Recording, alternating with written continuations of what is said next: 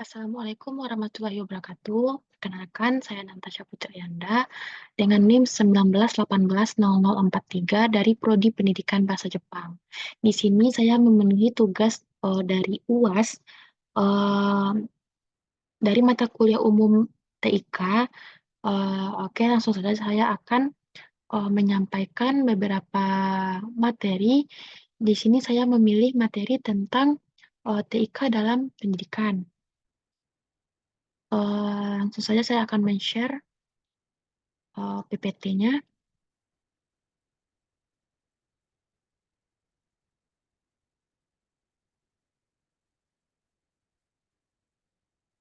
Oke, oke. Yang pertama itu ada manajemen sekolah berbasis TIK. Nah, di sini ada dasar hukum SP, SSN, dan RSBI. Nah, di sini ada sekolah potensial, SP atau sekolah formal formal standar. Di sini ada undang-undang atau ini ada peraturan pemerintah, peraturan Menteri Pendidikan Nasional, dan rencana strategis Ranstra. Oke, selanjutnya ada sekolah standar nasional, yaitu atau SSN, atau sekolah formal mandiri, sama dengan dasar hukum sekolah potensial. Dan yang ketiganya itu ada RSBI, di mana SBI ini merupakan rintisan sekolah bertaraf internasional.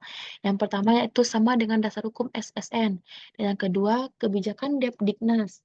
Yang ketiga, kebijakan Depdiknas tentang sistem penyelenggaraan SBI. Oke, selanjutnya ada dasar hukum terkait kurikulum, memenuhi SI, SKL, dan administrasi akademik berbasis TIK. Dan yang kedua ada proses pembelajaran, memenuhi standar proses, menerapkan pembelajaran berbasis TIK. Yang ketiga yaitu penilaian, memenuhi standar penilaian diperkaya dengan model penilaian pada sekolah unggul di negara maju. Dan yang keempat ada pendidik, memenuhi standar pendidik, semua guru mampu memfasilitasi pembelajaran berbasis TIK. Dan yang kelima ada tenaga pendidikan, keenam ada sarana dan prasarana, ketujuh ada pengelolaan, dan yang terakhir ada pembiayaan. Nah, di sini ada manajemen pendidikan. Manajemen pendidikan yaitu seni atau ilmu pengelola sumber daya pendidik untuk mewujudkan suasana belajar dan proses pembelajaran agar peserta didik secara aktif mengembangkan potensi dirinya untuk memiliki kekuatan spiritual, keagamaan, pengendalian diri, kepribadian, kecerdasan akhlak mulia, serta keterampilan yang diperlukan dirinya, masyarakat, bangsa, dan negara. Nah, manajemen pendidikan dapat pula didefinisikan sebagai seni dan ilmu mengelola sumber daya pendidikan mencapai tujuan pendidikan secara efektif dan efisien. Selanjutnya ada sumber daya pendidikan. Sesuatu yang digunakan dalam penyelenggaraan pendidikan yang meliputi 6 hal. Yang pertama itu ada administrasi peserta didik. Yang kedua, administrasi tenaga pendidikan. Yang ketiga, keuangan. Keempat, sarana dan prasarana. Yang kelima itu hubungan sekolah dan masyarakat. Dan yang terakhir, administrasi layanan khusus. Tujuan manajemen pendidikan, pertama, terwujudnya suasana belajar dan proses pembelajaran yang aktif. Yang kedua, terciptanya peserta didik yang aktif mengembangkan potensinya untuk memiliki kekuatan spiritual, keagamaan, pengendalian diri, kepribadian, kecerdasan, akhlak mulia, serta keterampilan yang diperlukan dirinya, masyarakat, bangsa, dan negara. Dan yang ketiga, terpenuhinya kepotensi tenaga pendidik dan kependidikan. Dan yang keempat, tercapainya tujuan pendidikan secara efektif dan efisien. Yang kelima, terbekalinya tenaga kependidikan dengan teori tentang proses dan tugas administrasi pendidikan. Yang keenam, teratasinya masalah mutu pendidikan. Nah, pengertian TIK, apa itu TIK? Adalah alat atau sarana teknis yang digunakan untuk meningkatkan melaksanakan tugas secara efisien di bidang informasi dan komunikasi untuk membuat kehidupan lebih baik. Nah, di sini ada pemanfaatan TIK, ada sebagai gudang ilmu pengetahuan, alat bantu pembelajaran, fasilitas pendidikan, standar kompetensi, penunjang administrasi pendidikan, selanjutnya ada alat bantu manajemen sekolah, dan terakhir infrastruktur pendidikan. Nah, di sini ada peranan TIK di sekolah modern Indonesia. Ada ideologi, politik, ekonomi, sosial, budaya raya, dan HANKAM. Nah, wahana transformasi pendidikan, nah itu yang pertama ada sebagai gudang ilmu pengetahuan, sebagai alat pembelajaran, sebagai fasilitas pendidikan, sebagai standar kompetensi. Nah, previewnya ada pengembangan teknologi informasi dan komunikasi. Pada hakikatnya ditunjukkan untuk meningkatkan kesejahteraan. Kenyataannya menunjukkan TIK telah membawa perubahan penting dalam perkembangan perubahan dunia, terutama ekonomi. Keadaan ini mengakibatkan adanya pergeseran paradigma strategis pembangunan masyarakat dunia dari era industri menuju informasi. Nah, apa saja itu termasuk apa saja yang termasuk TIK?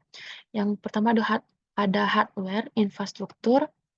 Nah, seperti ini ya. Ini ada situs-situs web. Nah, sini ada contohnya layanan online terpadu seperti karya anak bangsa untuk kemajuan pendidikan nasional. Nah, ada pustaka maya, banyak ya. Nah, bidang pendidikan education, globalisasi telah memicu kecenderungan pergeseran-pergeseran dalam dunia pendidikan dari tatap muka yang konvensional ke arah pendidikan yang lebih terbuka dan lebih fleksibel. Beberapa ahli sejak dahulu telah meramalkan perubahan-perubahan di bidang pendidikan. Nah, potensi TIK dalam pendidikan yaitu membuat konkret konsep yang masih abstrak, membawa objek sukar atau berbahaya dalam lingkungan belajar, misal piarang buas, menampilkan objek yang terlalu besar, menampilkan objek yang tidak tampak oleh mata, mengamati objek yang terlalu cepat, siswa berinteraksi langsung dengan lingkungan, keseragaman persepsi dalam pengalaman belajar. Membangkitkan motivasi belajar siswa, menyajikan informasi belajar secara konsisten, akurat, berkualitas, dan dapat diulang penggunaannya dan dapat disimpan sesuai kebutuhan. Selanjutnya ada pendidikan di Indonesia di masa datang. Berkembangnya pendidikan terbuka dengan cara belajar jarak jauh, distance learning, untuk menyelenggarakan pendidikan terbuka dan jarak jauh perlu dimasukkan sebagai strategi utama pendidikan jarak jauh dan memanfaatkan teknologi internet secara maksimal dan dapat memberikan efektivitas dalam hal waktu, tempat, bahkan meningkatkan kualitas pendidikan. Seperti ada wabah COVID-19 yang 3 tahun yang lalu, kita itu bekerja secara work from home dan belajarnya secara daring. Perpustakaan dan instrumen pendidikan lainnya, misalnya guru dan laboratorium, berfungsi sebagai fasilitator, bukannya sebagai informasi. Nah, manfaat integrasi TIK dalam pembelajaran. Yang pertama, keterampilan TIK dan media, keterampilan berpikir kritis, keterampilan memecahkan masalah, keterampilan berkomunikasi efektif, kemajuan bersama secara kolaboratif.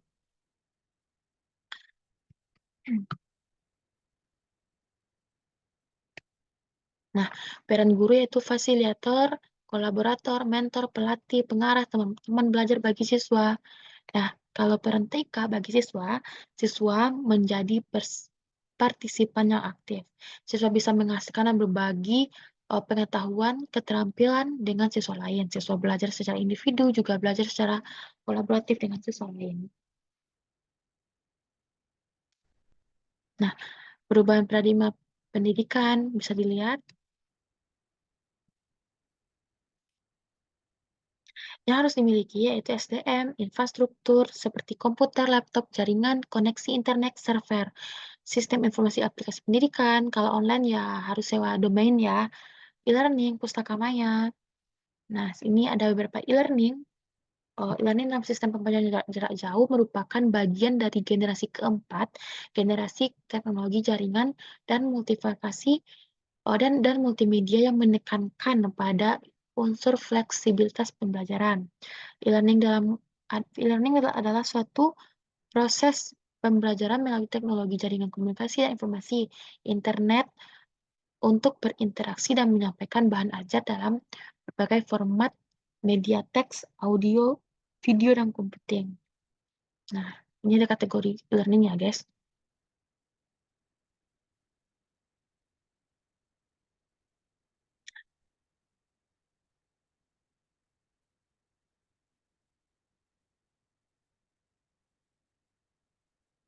Nah, oke.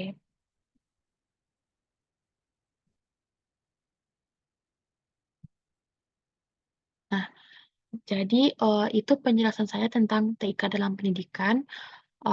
Maaf kalau ada salah-salah perkataan dalam menjelaskan karena saya juga masih belajar. Saya sudahi dengan Assalamualaikum warahmatullahi wabarakatuh. Terima kasih.